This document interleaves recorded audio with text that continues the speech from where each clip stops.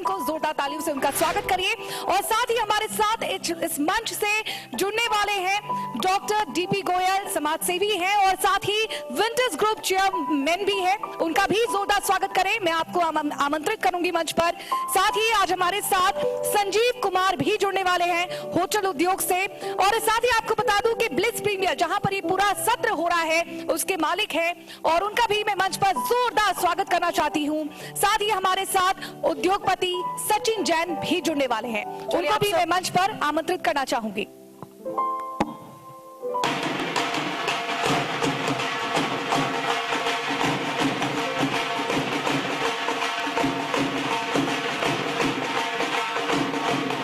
तालियां बजती रहनी चाहिए हमारे खास मेहमानों के लिए, उनके स्वागत के लिए, क्योंकि इस वक्त वो तमाम जरूरी अपने समय को यहाँ पर दे रहे हैं, अपने बिजी शेड्यूल से यहाँ पर वो अपना एक्सपीरियंस शेयर कर रहे हैं। तो तालियों से जोरदार स्वागत करिए। इस सेशन को आगे बढ़ाएंगे अतुल प्रताप सिंह।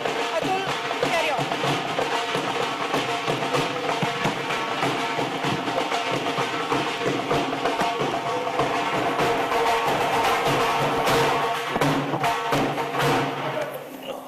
शुक्रिया वर्षा और शुक्रिया अनन्या। तो शाइनिंग हरियाणा में एक बार फिर से इंडिया न्यूज हरियाणा गुरुग्राम की धरती पर, और सिर्फ गुरुग्राम की बात नहीं होगी बल्कि बात होगी पूरे हरियाणा की। हरियाणा जो कि दिल्ली एनसीआर से सटा है, गुरुग्राम जो कि साइबर सिटी के तौर पर पहचान रखता है, लेकिन चुनौतियां बढ़ गई। कोरोना काल में चुनौतियां और बढ़ गई, हर क्षेत्र के लिए बढ़ गई। हमारे साथ कुछ खास मेहमान है। विपुल गोयल, आप इसके पहले आप सुन रहे थे कि डीपी गोयल साहब और संजीव कुमार जी जो कि होटल उद्योग से हैं और सचिन जैन जी उद्योगपति हैं। इन तीनों से मैं चर्चा की शुरुआत करता हूं। सबसे पहले संजीव जी, मैं आपसे शुरुआत कर रहा हूं। बहुत लंबा अरसा, लेकिन फिर आपसे मुलाकात हो रही है आपकी ही जगह पर। जी, चुनौतियां उस वक्त जब मैंने पूछा था तो आपने कहा था है लेकिन खत्म करेंगे, सरकार कर रही है तो हमें भी सहयोग करना है। कितना कर पाए, शाइन कितना हो रहा है गुरुग्राम हरियाणा उद्योग? अब तो मेरे ख्याल से शाइनिंग के बाद जो पॉलिशिंग होती है, पॉलिशिंग के बाद जो क्रीम लगाई जाती है वो भी लगा चुके। मतलब शाइनिंग तो है, ये क्रीमिंग भी हो गई। क्रीमिंग भी होगी। कैसे हो पाया?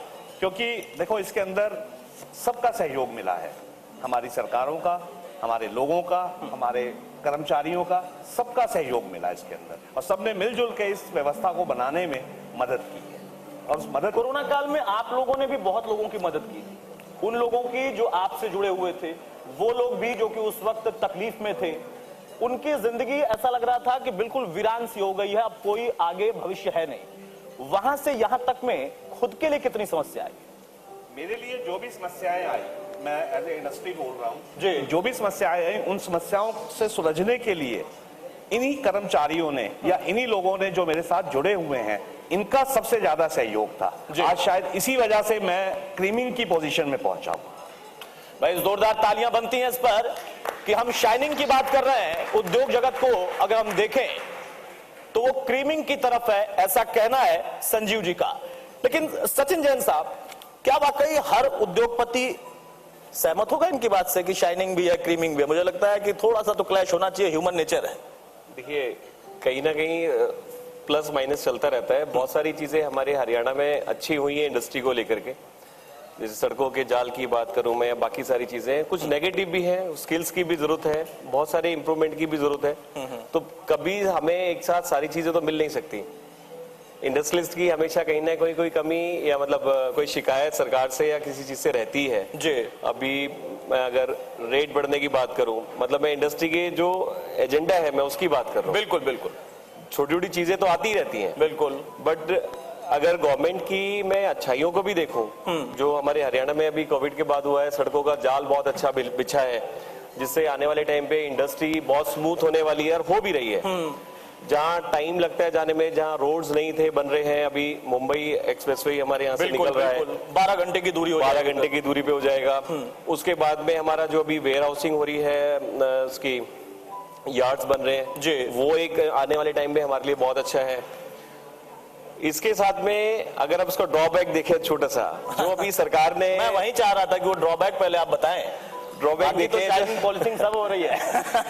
जो अभी गवर्नमेंट ने रखा है कि एक प्राइवेट कंपनी के अंदर रिजर्वेशन रखा है जी, वो मेरे ख्याल से हरियाणा की इंडस्ट्री के लिए ठीक नहीं है, वो नहीं होना चाहिए। क्योंकि अगर हमें अच्छी इंडस्ट्रीज हरियाणा के अंदर चाहिए और ग्रोथ चाहिए तो उसके लिए हमें रिजर्वेशन वाले पार्ट को वैसे तो होना ही नहीं चाहिए, अगर है तो उसको 75 से लेकर के 5 से 10% पे आना चाहिए, क्योंकि इतनी हमारे पास मैन पावर हरियाणा में नहीं है कि हम बड़ी बड़ी इंडस्ट्री को इन्वाइट करें और उसको चला पाए। तो ये बात आप हमारे इंडिया न्यूज हरियाणा के मंच से कह रहे हैं, वो सरकार तक भी बात पहुंचेगी, लेकिन ये मामला जब कोर्ट में गया फिर कोर्ट को जो डिसाइड करना था वो डिसाइड भी हुआ। आपको लगता है कि हाँ यहाँ पर ये एक सरकारी वादे के तौर पर आप लोगों पर बर्डन सा आ गया और इसको लेकर आप लोगों के पास प्लेटफॉर्म है, ऐसा नहीं है कि सरकार आपकी सुनती नहीं है, मुख्यमंत्री तक आप अपनी बात रख नहीं पाते हैं, सुनती है। कितनी बात पहुंच पाई है? देखिए मेरे ख्याल से इस पे गवर्नमेंट ने तो अपना डिसीजन, उसने कोर्ट ने तो अपना डिसीजन दे ही दिया है, बट गवर्नमेंट भी आई थिंक डिस्कशन चल रहा है और उनको करना भी पड़ेगा। देखिए किसी भी घर को चलाने के लिए पैसा चाहिए होता है, बिल्कुल। चाहे वो आप जॉब करें चाहे आप बिजनेस करें। ऐसे ही किसी भी स्टेट को चलाने के लिए राजस्व चाहिए, राजस्व के लिए हमें इंडस्ट्रीज चाहिए, अच्छी इंडस्ट्रीज चाहिए, और वो कैसे आएंगी जब हम लोग उनको इनवाइट करेंगे। अगर मैं अदर स्टेट की बात करूं, अदर स्टेट के अंदर इंडस्ट्रीज को कितने अच्छे तरीके से लिया जा रहा है, इंडस्ट्रीज जा भी रही है, बिल्कुल, जिससे कि वहां पे ग्रोथ बढ़ रही है। आप मतलब बहुत सारी स्टेट है, जैसे मैं अगर गुजरात का एग्जांपल देता हूँ, गुजरात मेरे ख्याल से एक ऐसी इंडस्ट्री हो चुकी है जहां पे सभी कुछ मैन्युफैक्चर होता है। बिल्कुल बिल्कुल। और ऐसा नहीं है कि हमारे हरियाणा में नहीं है, हरियाणा में अगर आप देखो तो मोटर इंडस्ट्री बहुत अच्छा है, बाइक इंडस्ट्री में अगर हम देखें तो 60% है, मतलब बहुत सारी चीजें हमारे साथ भी है, उस फूड इंडस्ट्री में भी अच्छे हैं। उस फैसले से आपको लगता है कि इस पर नेगेटिव कोई असर आ रहा है? बिल्कुल नेगेटिव असर आ भी रहा है और आएगा भी। देखिए अच्छी कंपनीज जो भी हैं वो थोड़ा सा कतराती हैं इन सब चीजों को। इंडस्ट्रीज चाहते हैं कि उसको एक फ्री हैंड मिले काम करने के लिए। नेता भी कतराते हैं, फिर वादा जब कर दिया है तो फिर तो पूरा करना है, उद्योगपतियों के द्वारा ही होगा। देखिए मैं वही बोल रहा था कि राजस्व तो इंडस्ट्री से आएगा, इंडस्ट्री से ही कमाई है। ठीक है डीपी गोयल साहब, जो दो सेक्टर को क्लब करके मैं सवाल करूं, आप समाज सेवा तो कर रहे हैं लेकिन उद्योग से भी जुड़े हुए हैं, खास तौर पर हेल्थ सेक्टर से। जी, ये चुनावी बातें थी, वादे थे, सरकार ने किए, लोगों ने किए, तो उसकी वजह से दिक्कतें आई, उसका जिक्र इन्होंने किया। लेकिन आप लोगों ने इस परिस्थिति में जो हमने पिछले कुछ साल में देखा, या हम 1-1.5 साल 2 साल ये कोरोना काल का ही जिक्र कर रहे हैं, कितना इसमें अपॉर्चुनिटी आपको दिखाई दी कि हाँ ये भी हो सकता है? क्योंकि प्रधानमंत्री ने कहा कि आपदा में अवसर हमें तलाशना है, बिल्कुल, और ये हमारे लिए मजबूरी नहीं थी, हमारी जिम्मेदारी भी थी। बिल्कुल। कैसे इस सेक्टर के डेवलपमेंट को आप देखते हैं? कितना बूम आया, कितना बूम आ सकता है? पीपी किट से लेकर सर्जिकल तमाम वो चीजें, उनको हमने खुद से डेवलप करना शुरू किया, सरकार ने भी सहयोग किया। कहां से कहां तक का सफर है? जी, दोबारा से आपके सभी दर्शकों को मेरा बहुत बहुत बधाई। और जहां तक आपने प्रश्न किया आपदा में अवसर का, तो ये तो हमारे इंडियंस जो हैं ये इसमें बड़े एक्सपर्ट है, माहिर है पहले से। हाँ, माहिर है इसमें। और जहां आपने शाइनिंग हरियाणा की बात करी, तो मैं कहता हूं इसमें एक और लाइन जोड़ना चाहता हूं, शाइनिंग इंडिया। जहां जितनी भी चीज को हम जितना कंप्रेस करते हैं उतनी वो चीज ज्यादा उछलती है। तो जितनी भी हमारी विपरीत परिस्थितियां रही पिछले 1.5-2 सालों में, उतने ही लोगों को समय मिला इंट्रोस्पेक्ट करने का कि हम हमारी इंडस्ट्री में और अच्छा क्या लेके आ सकते हैं। आज मुझे बताते हुए बड़ा गर्व होता है कि ऐसे बहुत नए वेंचर स्टार्ट हो रहे हैं, ऐसे बहुत सारी ऐसी इंडस्ट्रीज हमारे इंडिया में आ गई है जो आज पूरे विश्व को लीड करने वाली हैं। और ये थोड़ा सा रुकी है 2-3 साल के लिए, तो आप देखेंगे कि इंडिया में हर कोने में एक समान डेवलपमेंट का एक रोल मॉडल होगा। हम विंटर्स ग्रुप का मैं चेयरमैन हूं और हमारी इंडिया में करीबन 10 जगह हमारी ब्रांचेज हैं, जहां सेटिंग स्कैफोल्डिंग इंफ्रास्ट्रक्चर इंडस्ट्री से मैं जुड़ा हुआ हूं। तो हम देखते हैं तो जहां की बात कर लो, आप तेलंगाना की बात करो, आंध्रा की बात करो, कर्नाटका की बात करो, आप चेन्नई की बात करो, आप यदि गुवाहाटी की बात करो, जो बिल्कुल 7 सिस्टर जो हमारी जो स्टेट्स हैं बिल्कुल पिछड़ी हुई थी, वहां पे आज डेवलपमेंट की एक लहर हमारे को दिखाई दे रही है। थोड़ा सा मैं चिंतित हूं हरियाणा को लेके। देखिए हरियाणा में हमारी सरकारों ने बहुत अच्छी पॉलिसीज लेके आए, पॉलिसीज उन्होंने बनाई, लेकिन वो कहीं ना कहीं हम कम्युनिकेट ढंग से नहीं कर पा रहे। और जो इनका इंप्लीमेंटेशन पॉलिसीज का होना चाहिए उसमें कहीं ना कहीं मैं चाहता हूं, वो कहीं ना कहीं कहां, खुलकर बताइए ना। कहीं ना कहीं जैसे भाई साहब ने बताई सचिन जी ने कि 75% रोजगार की जो लोकल की बात करी, मैं बात करता हूं कि हमें अपने आप को थोड़ा सा जॉब ओरिएंटेड बनाना है। तो हमारे जॉब की कोई कमी नहीं है, यदि हम जॉब ओरिएंटेड होंगे तो हमारे को जॉब हरियाणा में मिल जाएगी। हम अपने आप को काबिल बनाएं, तो हमारे पास जॉब तो अपने आप आएगी। और इसमें एक फर्दर एक लाइन और ऐड करना चाहता हूं, जितनी जितनी टेक्नोलॉजी का एडिशन होगा उतने रोजगार के अवसर कम होंगे, लेकिन यदि हम उस अपॉर्चुनिटीज उसको अपॉर्चुनिटी में कन्वर्ट करें तो हम जॉब क्यों करें? बिल्कुल, हम जॉब देने वाले क्यों ना बने? तो मैं हमेशा स्वरोजगार की बात करता हूं। इसमें बहुत ऐसी इंडस्ट्रीज हैं जो हम लगा सकते हैं और उसको आगे बढ़ा सकते हैं।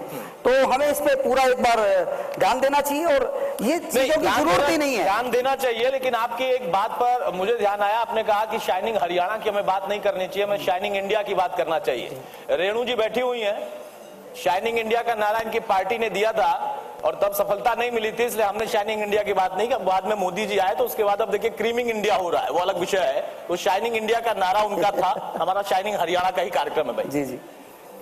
अब होटल सेक्टर पर हम आ जाए। होटल सेक्टर में जो बदलाव की बात हो रही थी कि हाँ कुछ मॉड्यूलेशन होना चाहिए, अलग अलग प्रोफाइल के लोग, अलग कैटेगरी के लोगों का कनेक्शन उनसे होना चाहिए, तो इसमें कितना बदलाव महसूस कर पा रहे हैं या हो पा रहा है, या आपको लगता है कि हाँ आज का यूथ होटल सेक्टर से प्राइवेट तौर पर या फिर खुद इंडिविजुअल तौर पर जुड़ना चाह रहा है, और अगर जुड़ रहा है तो उसके पास कितना जो गेन करना चाहता है आ रहा है या नहीं आ रहा है? क्योंकि अर्थव्यवस्था को लेकर, एक मंदी को लेकर लगातार राजनीतिक आरोप भी लगता है, बहुत हद तक सच्चाई भी है कुछ जगहों पर। देखिए ऐसा है, इसके अंदर मैं एक ही बात कहूंगा, हॉस्पिटैलिटी इंडस्ट्री अपने आप में एक बहुत बड़ी इंडस्ट्री है, कोई छोटी इंडस्ट्री नहीं है। इसके अंदर ना तो जॉब अपॉर्चुनिटीज की कमी है और ना ही व्यापार की कमी है। इसको जितना चाहें हम उतना एक्सपेंड कर सकते हैं, सब्जेक्ट टू कंडीशन कि इसके अंदर सिर्फ एक ही डेडिकेशन चाहिए, वो चाहिए इन्वॉल्वमेंट। अगर आप इन्वॉल्व हैं किसी भी बिजनेस के अंदर, किसी भी जॉब के अंदर, तो कोई भी मतलब मैं नहीं समझता कि कोई भी ऐसी हर्डल है जो हमें इस चीज से रोक सकती है। तो इन्वॉल्वमेंट किस लेवल पर है? उसमें अगर कोई दिक्कत आती है, कहीं पर कोई बैरिकेड लगता है तो किस लेवल पर? देखिए इन्वॉल्वमेंट में सिर्फ बैरिकेडिंग एक ही जगह आती है, वो आती है प्राइस वॉर पे। क्योंकि जब तक अगर आपको क्वालिटी स्टाफ चाहिए तो उसके लिए आपको क्वालिटी प्राइस भी पे करना पड़ता है।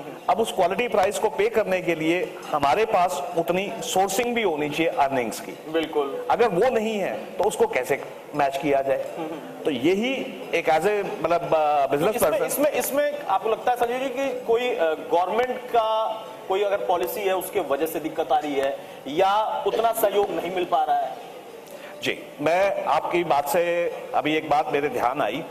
आज बैंक्वेट इंडस्ट्री, जिस इंडस्ट्री से मैं जुड़ा हुआ हूं, इस इंडस्ट्री में पूरे विश्व को पता है कि मतलब पूरे विश्व की बात तो नहीं करूंगा मैं, इंडिया की बात करूंगा कि इंडिया में एक बैंक्वेट के अंदर 80 से 100 फंक्शन होते हैं साल भर के अंदर। तो उसका अगर हम CLU का फीस स्ट्रक्चर नॉर्मल कर दें, जो एक उसके स्टैंडर्ड्स के साथ मैच करे, तो उससे हमें क्या होगा कि जो हमारी कॉस्टिंग इनपुट है वो कम हो जाएगी। वो कम हो जाएगी तो हम अपने प्रॉफिट्स को ज्यादा जनरेट कर पाएंगे। ज्यादा जनरेट करेंगे तो उससे हमें अपने स्टाफ को अच्छी क्वालिटी परचेज करने में मदद मिलेगी। ठीक है, लेकिन उन तमाम चीजों के बावजूद एक उद्योगपति सचिन जी किस तरीके से अभी हाल फिलहाल, जैसा कि गोयल साहब कह रहे थे कि 75% वाला आप भी जिक्र कर रहे हैं, वो भी कर रहा है, कहां पर दिक्कत आती है, और हरियाणा के लिए उनका मन थोड़ा सा दुखी था।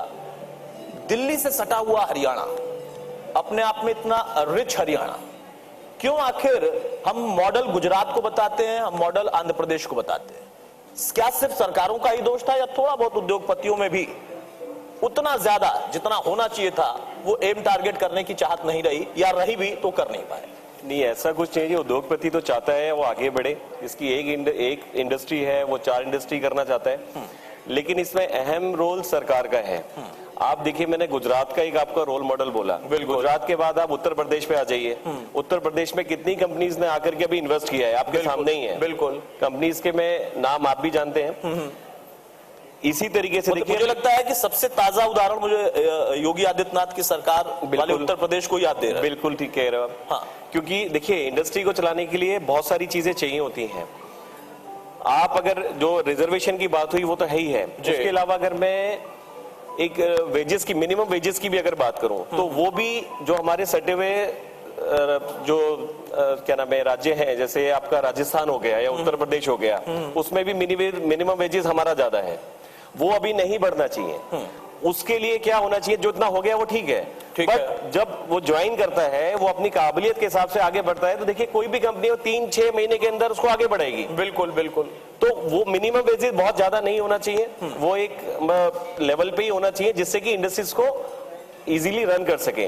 बड़ी इंडस्ट्री इसी सब चीजों को देखती है कि आप गवर्नमेंट एज ए मतलब गवर्नमेंट हमें किस चीज की फैसिलिटीज ज्यादा मिल रही है। बिल्कुल बिल्कुल। तो वो जब भी तो बंदा इन्वेस्ट करेगा। और अगर मैं आज बात करूं, जैसे डीपी भाई साहब ने बताया कि शाइन इंडिया की हम बात कर रहे हैं, शाइन इंडिया में हम शाइन हरियाणा और भी अच्छा कर सकते हैं, क्योंकि अगर हम पूरे विश्व को देखें और आज हालात को देखें तो इंडिया के पास बहुत अच्छा स्कोप है। मेक इन इंडिया वाला जो एक हमारे माननीय प्रधानमंत्री जी ने एक नारा बनाया था, वो सपना बहुत दूर नहीं है, हम उसको अचीव कर रहे हैं और उसको बहुत अच्छे से अचीव कर सकते हैं। अगर हम बात आसपास की कंट्री को भी देखें, बिल्कुल बिल्कुल, तो उनके कंपटीशन में अगर आप देखो तो हिंदुस्तानी मेहनती बहुत है, दिमाग भी अच्छा खासा है, बहुत होता है। ठीक है। तो हमारे लिए चाइना को या छोटी और अदर कंट्री जो कि मैन्युफैक्चरिंग में हमसे अभी आगे हैं, उनको पीछे छोड़ना मेरे ख्याल से बहुत बड़ी बात नहीं है। बिल्कुल। जो स्किल इंडिया की बात, इंडियन ब्रेन है वो आजकल फिर से इंडिया में यूज होने लगा है। बीच में एक दशक ऐसा आ गया था, 2 दशक ऐसा आ गया था कि वो फॉरेन में जाकर यूज हो रहा था। देखिए मैं तो हम हरियाणा शाइन हरियाणा की बात कर रहे हैं, डीपी भाई साहब ने हिंदुस्तान की बात करी है। जब मेन जो रेवेन्यू मैं बार बार बोल रहा हूँ जो आता है वो आता इंडस्ट्री से ही है। बिल्कुल बिल्कुल, ठीक है।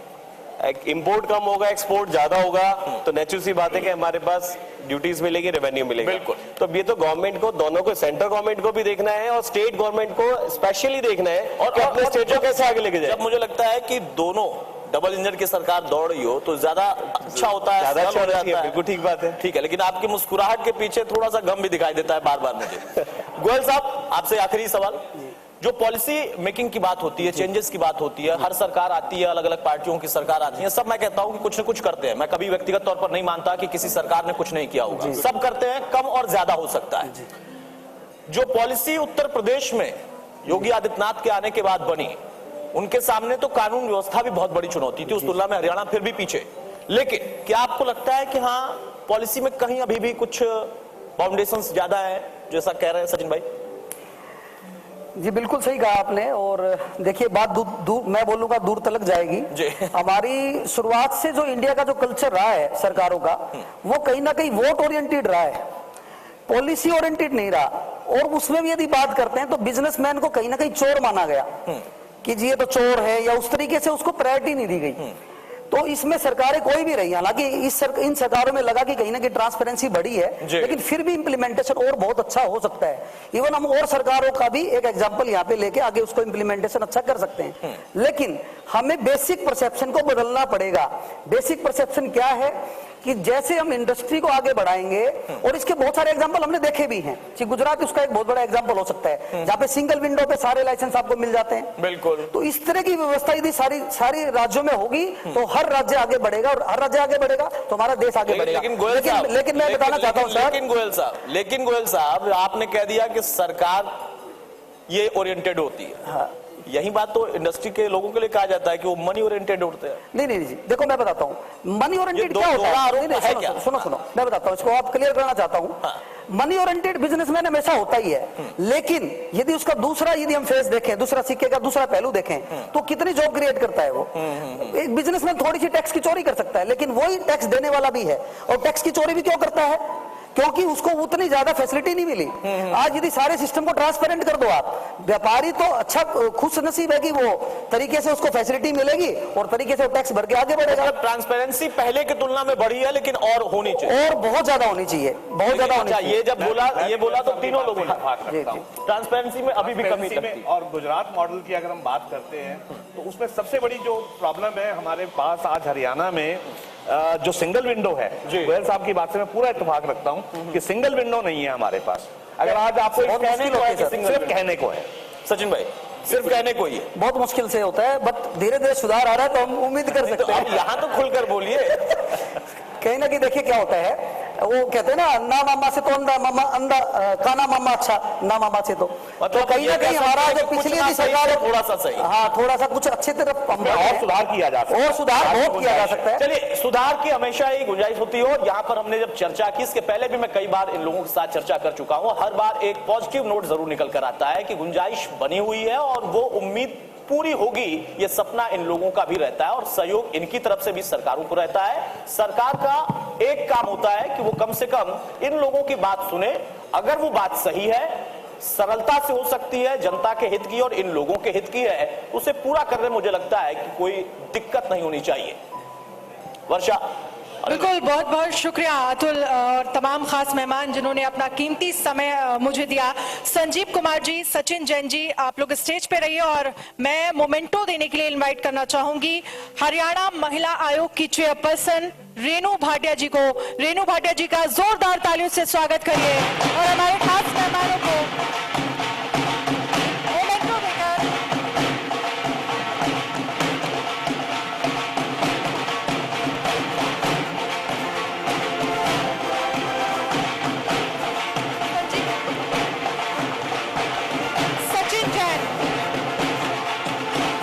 सचिन जैन जी का बहुत बहुत शुक्रिया सर, शाइनिंग हरियाणा में आने के लिए और अपना कीमती समय हमें देने के लिए और अपना एक्सपीरियंस हमारे साथ साझा करने के लिए। साथ ही संजीव कुमार, आपका भी बहुत बहुत शुक्रिया सर, हमारे शाइनिंग हरियाणा में जाने के लिए। और जोरदार तालियां बजती रहनी चाहिए, तालियां नहीं रुकनी चाहिए, क्योंकि यही तरीका है जब किसी को आप अप्रिशिएट कर सकते हैं, उसके